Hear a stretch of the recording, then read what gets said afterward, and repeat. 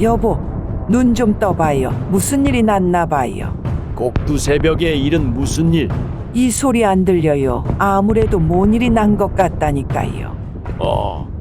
이게 무슨 소리야? 대포 소리 같은데 설마 전쟁은 아니겠지? 여보, 우리 이제 어떡하면 좋죠? 괜찮을 거야. 너무 걱정하지 마. 우리 국군이 가만히 있겠어? 북이 38도선을 넘어온 북한군의 기습남침. 소련과 중국의 도움을 받은 북한의 군사력은 막강합니다. 거기 전술은 어떤가? 더 이상은 버틸 수가 없을 것 같습니다. 조금만 더 버텨. 지금 무너지면 안 돼. 태클을 당해낼 수가 없습니다. 막을 수가 없습니다.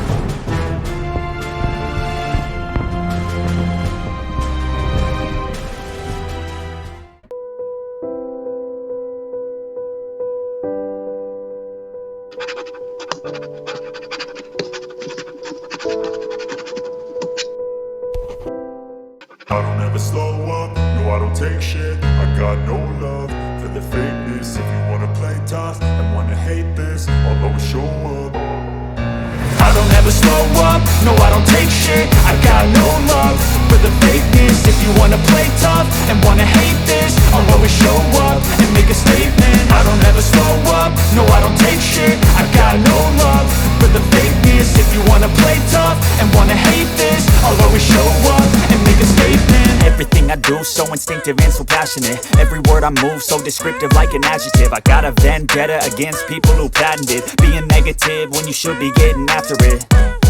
I got facts over tracks, this and that. Spitting slow, spitting fast. I could roast, I could gas. Think I'm okay at last, but I don't know if that can erase all the past. And the pettiness, a reflection of the emptiness. Hilarious, you think you're worth my time, you're delirious. Mysterious, because you hide behind a fake exterior. Inferior, you know I'll always be a bit superior. Get off of me, this ain't no humble brag. I want you to hear words, you can say them back. I want you to feel free from the chains at last, and to believe in what you got, it was built to last, yeah. Now that I've been put through hell, I never got anyone's help. I had to do it all myself. I don't ever slow up, no I don't take shit. I got no love for the fakeness. If you wanna play tough and wanna hate this, I'll always show up and make a statement. I don't ever slow up, no I don't take shit. I got no love for the fakeness. If you wanna play tough and wanna hate this, I'll always show up and make a statement. Gonna learn the consequence of being incompetent. Mental health is confidence, dreams and some modestness. I'm not here to save the day, that's for you to take away. I could play a million mind games, but instead I say something not illogical, something that is topical. Rub it on and watch it go, make yourself unstoppable. Dreams are irresponsible, but they're always possible. If you just believe, you could be so remarkable. Thoughts in my head, a collage and they spread. I'll be great one day, going off of my meds. No, I'm not giving up, no, I'm not giving in. I will make it to the top, taking off in the wind. I gotta make it, I'm saving every day to taste it. I'm patient, but my mind, it can hardly take it. I'm chasing a dream that I've had for several ages. A vacant, modern kingdom for the taking. Now that I've been put through hell, I never got anyone's help. I had to do it all myself.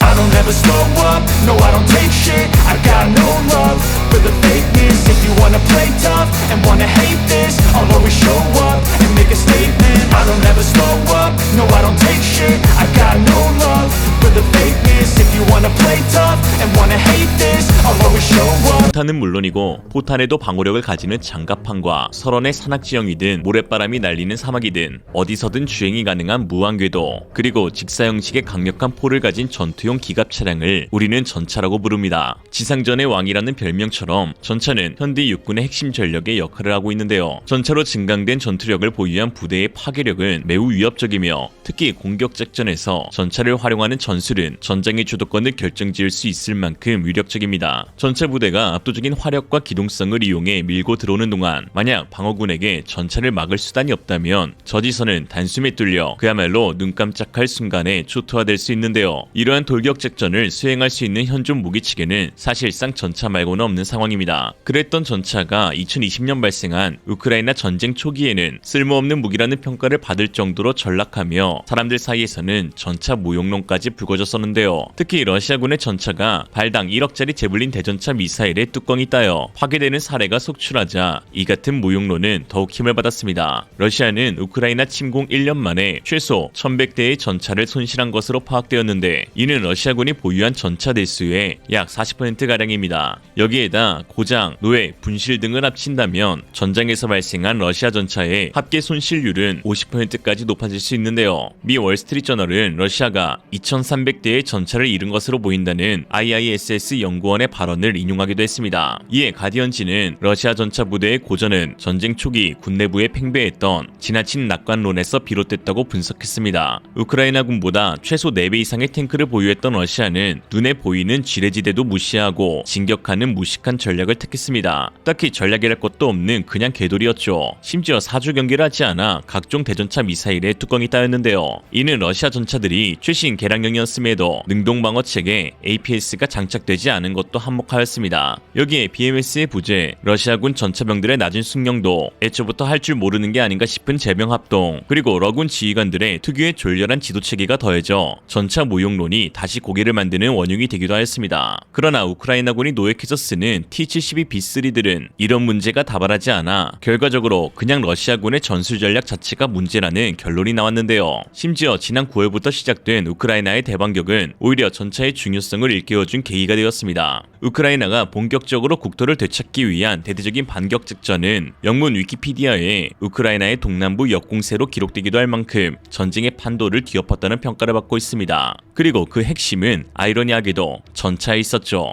키이우와 헤르손 등지에서 시작된 우크라이나 반격 중 전차 장갑차를 필두로 한 기갑 전력이 마치 2차 대전 때의 독일군을 보는 듯하여 전차 무용론을 한방에 날려버렸습니다. 사람들은 확실히 깨달았죠. 아, 그니까 전차가 문제가 아니라 쓰는 식기들이 문제였구나.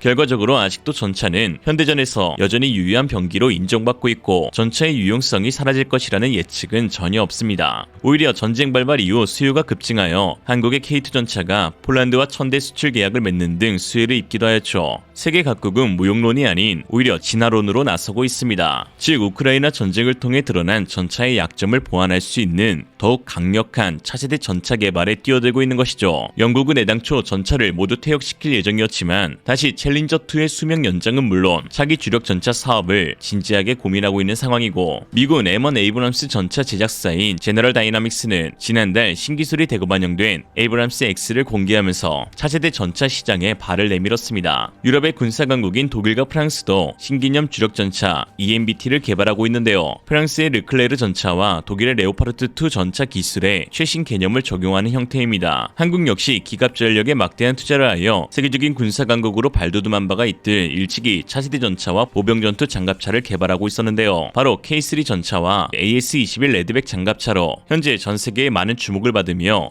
K2 전차와 K9 자주포에 이은 방산 수출 시즌2 대박 조짐을 보이고 있습니다. 현재 한국군은 2030년 이후 전력화를 목표로 차세대 전차 K3를 개발 중에 있는데요. 일단 국방부가 공개한 구상안을 보면 한마디로 좋은 건 다 때려박았다 입니다. 경량화, 무인화, 자동화 세 가지에 중점을 두고 있는데 기존의 무거운 동력 계통 대신 하이브리드식 고효율 전기 추진 시스템을 채택하여 엔진은 발전기를 가동하는 데에만 사용하고 구동 계통은 구동, 변속, 조향 기능을 일체화한 일체형 전기식 구동장치 구성입니다. 또한 휠 궤도 변환 장치를 이용하여 포장도로에서는 차륜식으로 주행성을 향상시키고 야지나 산지에서는 궤도식으로 변환하여 안전성을 향상시키기로 했는데요. 특히 화력주포는 기존의 화약이 아닌 마 10 이상의 고속으로 발사할 수 있는 전열화학포를 채택하기로 했습니다. 현재 ADD에서 전열화학포 형태의 전자기포 개발 완료를 앞두고 있죠. 또한 전차의 큰 위험 요소인 전차포탄, 대전차 로켓, 대전차 미사일뿐 아니라 박격포탄, 무인기 등도 요격할 수 있는 고출력 레이저포를 부무장으로 탑재하는 방안도 고려되었고, 방어력에서는 경량화된 모듈형 복합장갑을 채택할 것이 유력하며 적이 레이더로 탐지하기 어렵도록 스텔스 체계를 적용합니다. 특히 4세대 전차답게 지휘 운용 통제 부분에서 UAV, UGV, 미래장갑 보병, 항공기 등과 네트워크를 형성하여 협동 작전을 수행할 수 있는 체제를 구상 중에 있는데요. 소유지기부터 전력화까지 22년이 걸린 K2 전차도 처음에는 아니 좋다는 건 다 넣었네 라는 반응이었지만 현재 세계 최고의 전차가 되었듯 우리 기술진들의 저력과 기술력이라면 얼마든지 구상한 모든 것을 해낼 수 있을 것이라 믿어 의심치 않습니다. 또한 보병전투 장갑차의 끝판왕 레드백은 이미 시제기가 출고되어 세계 각국의 주목을 받고 있는데요. 여기에 오는 21일부터 진행될 한미 FCT 인더스트리얼에서도 레드백이 시연될 것으로 보이는데요. FCT란 Foreign Comparative Test 약자로 미국 국방부의 주관으로 진행되는 해외 무기 비교 시험 사업입니다. 미국의 지역에서 생산되는 동맹국들의 우수한 장비를 시험 평가 후 군의 요구도에 맞게 국방물자로 조달하는 제도인데요. 2019년 이후 처음으로 진행된 이번 FCT에 미국은 한국을 가장 먼저 찾았습니다. 특히 1차 일정에는 한화 에어로스페이스의 방문을 예고했는데요. 이에 우리도 50조 규모의 장갑차 도입 사업인 OMFV의 유력한 후보로 꼽히는 AS-21 레드백의 성능 테스트를 진행하기 위함으로 보여집니다. 한화의 손재일 대표는 한화 에어로스페이스가 보유한 최첨단 장갑차 개발의 기술력과 역량을 결집해 미국 OMFV 사업에서 최선의 결과가 나올 수 있도록 노력할 것이라고 말하였죠. K2, K9, AS-21 등으로 대표되는 한국의 포병 및 기갑 전력은 어지간한 군사 강국들의 육군 전력을 압도하는 수준이고 또 미중로 같은 패권국과 비교해 전혀 꿀리지 않으며 유럽의 전차 기갑 전력과 맞먹는 규모인데요. 북한이 가장 두려워한다는 북진선봉 제7기동군단만 해도 전차와 자주포 같은 기갑 전력이 세계 5위권 국가 하나에 해당하는 전력이라고 합니다. 보고 있나 시진핑, 질적, 양적 모든 측면에서 세계 최고라고 평가받는 한국의 기갑 전력. 이로써 무용론마저 무색하게 만드는 압도적 기술력으로 세계 방산 시장을 이끌기를 고대하겠습니다. 오늘의 한 줄 평. 사실 중국에게 기갑 전력 무용론은 쓸모없는 말이다. 이미 중국의 기갑 전력은 무용을 하고 있기 때문이다. 폴란드와 40조 원의 대규모 방산 계약을 체결한 한국이 중동 아프리카 시장에서도 유일한 대안으로 주목받고 있습니다. UAE, 이집트, 사우디아라비아, 그리고 모로코도 한국의 방산 무기에 지대한 관심을 표출하고 있는데요. 그 가운데 세계 최고 명품 전차로 불리는 한국산 K2 흑표 전차에 대한 잠재 수요가 매우 높은 상황입니다. K2 흑표 전차가 중동 아프리카 지역에서 큰 관심을 받는 이유는 사막 지형에서도 운용이 가능한 K2의 뛰어난 적응력 때문입니다. 안 그래도 한국의 혹독한 날씨 변화를 겪어야 하는 K2 흑표 전차는 중동 아프리카 수출량에서 한 번 더 현지화된 성능 개량이 이루어지는데요. 섭씨 50도에 육박하는 사막의 살인더위 속에서 운용이 가능하도록 파워팩과 에어컨 시스템을 최대 플러스 55도까지 대응토록 개량하였습니다. 또한 중동 내전 등에서 그 위력이 입증된 무시무시한 게릴라 무기인 IED, 즉 급조 폭발 장치에 대응할 수 있도록 STA-NAG 레벨 4급의 방어 능력을 구축하였는데요. 거기에 전차 바퀴를 둘러싸는 궤도에 특수고무 재질을 적용하여 고온 속 사막 지형에서도 문제없이 주행할 수 있도록 개량되었습니다.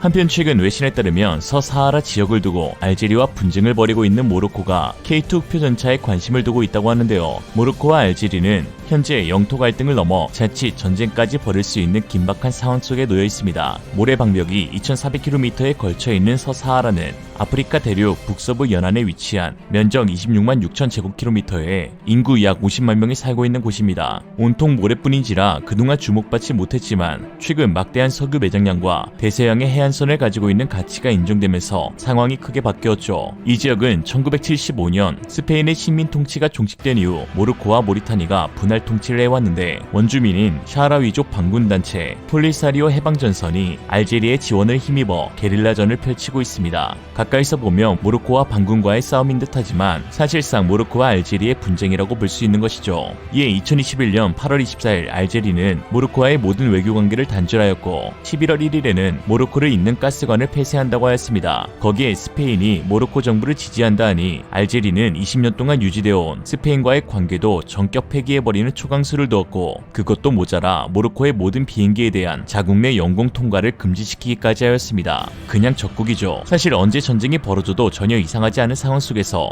모로코는 알제리에 대항하기 위한 군사력 증진이 불가피한 상황입니다. 특히 신형전차 도입이 시급한데요. 알제리의 전차 보유 수량은 2,405대로 세계 11위의 전차 강국입니다. 세대별로 1세대 T-55 400대, 2세대 T-62 300대, 3세대 T-72 540대, 3세대 T-90SA 180대의 전력을 갖췄는데요. 물론 모로코 역시 1276대의 전차를 보유한 세계 19위의 수준급 전력을 지녔지만 알제리에 비해 질적 양적으로 크게 밀리고 있는 상황입니다. 특히 노후화된 구형 전차의 수량이 많아 최신형 전차 도입 사업을 급히 추진하고 있는데요. 현재 모로코 전차 수량은 M48 패튼 1세대 전차 185대, M60 패튼 2세대 전차 427대, T72B 2세대 전차 148대로 전체 전차 수량 절반 이상이 40년이 넘은 구형 전차이고 최신형이라 해봤자 3세대 M1A1 전차 200대, VT1A 150대가 전부입니다. 그런데 여기서 주목해야 할 것은 바로 최근 10년 사이 도입한 VT1A 전차 150대입니다.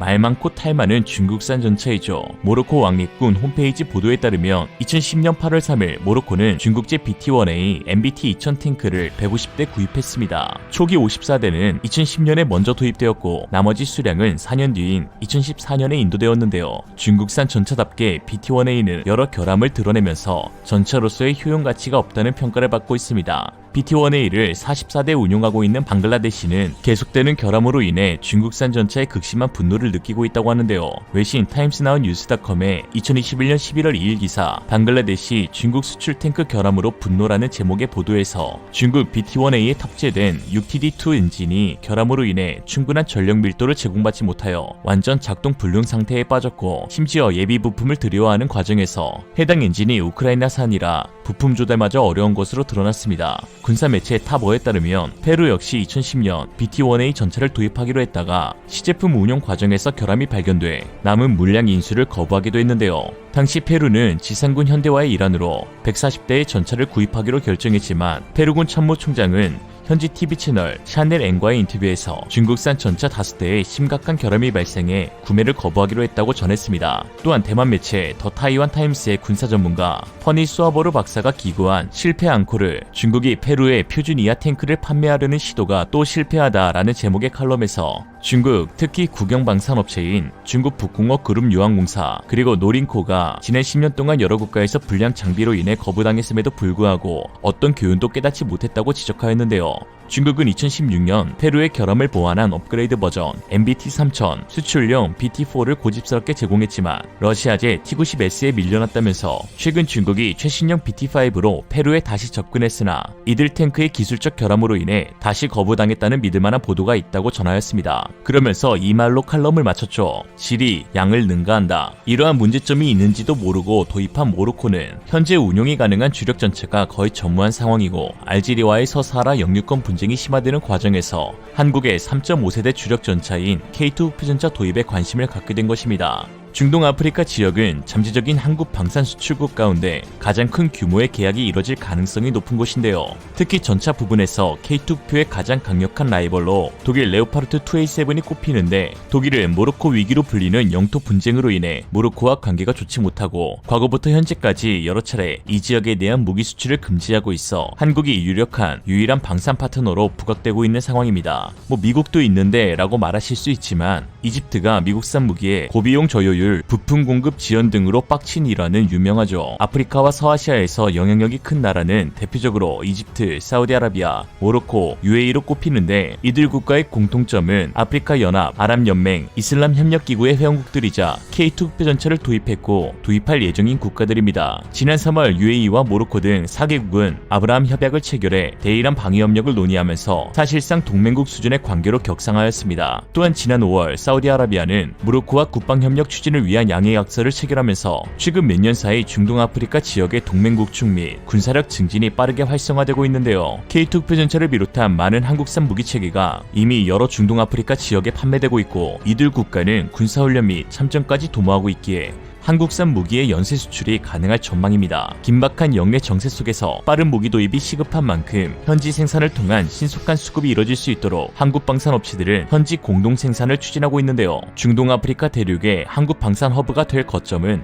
바로 이집트입니다. 지난 2월 이집트 군사생산부 장관 모하메드 아흐메드 모르시 장군과 한국 국방 획득 프로그램 팀은 K2표 주력 전차 생산에 현지에서 참여할 가능성에 대한 회담을 진행했습니다. 또한 이미 K9 자주포의 이집트 공동 현지 생산 계약 체결은 발표된 상황이며 한국항공우주산업 카이 역시 이집트의 FA-50, T-50 훈련용 공격기에 대한 수출 및 공동 생산을 제안한 상태입니다. 카이의 이봉근 상무는 지난 8월 5일 블랙 이글스의 피라미드 에어쇼 참가 후 이집트와 한국의 방산 협력은 최상이라고 표현하였습니다. 한국이 기술을 제공한 현지 공장에서 생산해 이집트군의 수요를 맞추고 제3국 수출까지 도모할 수 있다고 판단한 것인데요. 이 상무는 공동 생산과 정비 계약이 이뤄지면 카이로는 아프리카와 중동 시장 전체를 아우르는 주요 핵심 거점으로 자리 잡을 것이라고 내다봤습니다. 중동 아프리카의 잠재적인 주력 전차 수요는 15,000여 대 이상, 훈련용 전투기는 500대 이상, 자주포는 4,500문 이상, 거기에 미사일 방어 체계 역시 수십조 원의 수요가 있는 상황에서 한국은 이들 국가에게 최고의, 최선의, 최적의 파트너가 될 여지가 충분합니다. 스톡홀름 국제평화연구소가 발표한 2021년까지 5년간 세계 무기 수출국 순위를 보면 1위 미국, 2위 러시아, 3위 프랑스, 4위 중국, 5위 독일, 6위 이탈리아, 7위 영국, 8위 한국 순인데 한국은 2022년 1월에서 7월까지 성사된 수출 계약만 약 26조 원으로 방산 부문 누적 수출액이 올해 70조 원대를 돌파해 내년 통계에서 세계 5위권에 진입이 확실시되는 상황입니다. 한국이 유럽과 러시아의 방산 수출 물량을 대거 흡수한다면 5년 안에 세계 무기 수출 20% 달성은 충분히 가능하며 러시아를 제치고 세계 2위가 되는 것도 불가능하지만은 않죠. 한국은 육군, 해군, 공군, 해병대가 사용하는 모든 무기 체계를 독자적으로 생산할 뿐만 아니라 6.25 당시 사용하던 구형 무기 체계부터 최신 이지스함, 잠수함, 스텔스 전투기까지 생산하고 있는 세계 최정상급 무기 강국으로 또한 정확한 납기 준수 및 기술 이전, 구형 무기 체계 무상량도, 기존 체계의 성능 개량 등 타 국가와 차원이 다른 서비스를 제공하고 있어 세계 방산 시장의 거상으로 떠오르고 있습니다. 지난 70년간 쌓아온 자주국방의 노력이 지금 결실을 맺어 나타나는 것이죠. 이런 상황 가운데 지난 8월 26일 한국은 유엔 무기거래 조약 제9차 당사국 회의에서 만장일치로 의장국으로 선출되었습니다. 한국이 무기거래 조약 당사국 회의 의장국을 맡은 것은 이번이 처음인데요. 이 조약은 학살 인도에 반하는 범죄 혹은 전쟁 범죄에 쓰이거나 부추길 수 있는 나라에 재래식 무기의 불법 유통을 막는 것을 주된 내용으로 이 조약의 당사국 회의는 회원국의 조약 이행 평가를 비롯해 조약의 보편화 증진 관련 권고사항 채택 등 주요 사항을 심의하는 핵심 의사결정 기구입니다. 외교부는 재래식 수출 통제 선도국으로서 무기거래 조약 활동에 적극적으로 기여해온 점이 반영된 것이라고 설명하였는데요. 여기서 다루어지는 무기 체계는 구체적으로 전차, 장갑차, 대구경 야포, 전투기, 공격용 헬기, 전함, 미사일, 미사일 발사대, 수용무기, 경화기 등으로 이런 모든 무기 체계의 전력화 및 생산 체계가 갖춰진 곳은 대한민국이 세계에서 유일하게 의장국으로서 만장일치로 선출된 것이죠. 보고 있나 중국, 오늘의 주평 이런 걸 두고 아유 선안이라 하죠. 아시아 유일 선진국은 한국이다. 반대하면 중국과 일본이 지난 3월 20일 해외 군사매체 아미 리커그네이션에 따르면 파키스탄은 결국 중국산 BT-4 전차 679대의 구입을 확정지은 것으로 밝혀졌습니다. MBT-3000으로도 알려진 BT-4는 중국 북방공업총국이 설계하고 제조한 중국의 3세대 주력 전차인데요. BT-4는 수출용으로 개발된 첨단 다목적 탱크이며 세계 무기 시장에서 경쟁력을 갖추기 위한 몇 가지 최신 기능과 기술을 갖추고 있습니다. 라고 중국은 말을 합니다. 파키스탄이 중국산 전차를 도입할 수밖에 없었던 배경이 있는데요. 사실 파키스탄의 처음 계획은 우크라이나산 T-84를 구입하는 것이었습니다. 이미 파키스탄군은 T-84의 원형인 T-80UD를 320대나 운용하고 있었고 성능에도 만족감을 드러내었으며 파키스탄 육군 참모총장은 2021년 우크라이나에 방문해 T-84의 도입 논의를 진행하기도 했죠. 파키스탄은 그동안 우크라이나에서 많은 무기를 수입한 만큼 대체로 두 국가는 우호적인 관계를 유지하고 있는데 우크라이나는 1991년에서 2020년 사이에 파키스탄에 거의 16억 달러 이상의 군사 장비를 팔아왔었습니다. 특히 파키스탄은 친러, 친중 국가로 불리는 나라 가운데서도 상당히 이례적으로 우크라이나를 향한 무기 지원도 진행하고 있는데요. 지난 2월 파키스탄 무기 공장은 155mm 포탄, M4A2, M82, PDM 퓨즈 등을 우크라이나에 보내기로 했다고 밝히기도 하였습니다. 그러나 현재 전쟁을 치르고 있는 우크라이나의 상황으로 인해 파키스탄은 T-84를 도입하지 못하게 되었고 그렇다고 러시아 무기를 도입하자니 우크라이나와 맺어온 관계로 인해 부득불 차선이었던 중국산 전차를 택한 것으로 보입니다. 그러나 중국 BT-4 전차는 각종 결함이 끊이질 않아 밥통-4 전차로 불리는 만큼 파키스탄 현지에서는 불만의 목소리가 나오고 있습니다. 해외 군사 매체 IMR 미디어에 따르면 지난해 2월 24일 기사에서 중국에서 도입한 주력 전차가 납품 후 테스트를 통과하지 못하고 있다고 밝혔는데 그 전차가 바로 BT-4 전차이죠. 파키스탄은 중국산 밥통 전차가 이처럼 많은 문제점을 갖고 있다는 것을 알면서도 구입한 것인데요. 이는 파키스탄이 겪고 있는 현재 상황과 맞물려 이해할 수 있습니다. 파키스탄은 현재 국가 부도 위기에 직면하여 있습니다. 특히 중국 1대1로 프로젝트로 인해 발생한 부채와 코로나19, 우크라이나 전쟁, 대홍수, 부패한 정치인들의 문제로 경제가 끝없이 몰락해 국가 빚만 163조 원에 이른다고 하는데요. 이러다간 정말 나라가 붕괴할 수도 있겠다 싶은 현재 상황에 중국은 파키스탄의 재정적인 지원을 약속하고 나섰습니다. 지난 23일 던등 파키스탄 매체에 따르면 이샤크다르 파키스탄 재무부 장관은 전날 중국 국가개발은행이 파키스탄에 대한 7억 달러, 약 1조 원의 자금 지원을 승인했다고 말했습니다. 이번 지원으로 인해 외환 보유고가 32억 달러 수준으로 떨어진 파키스탄 경제는 조금이나마 숨통이 트일 것으로 보이는데요.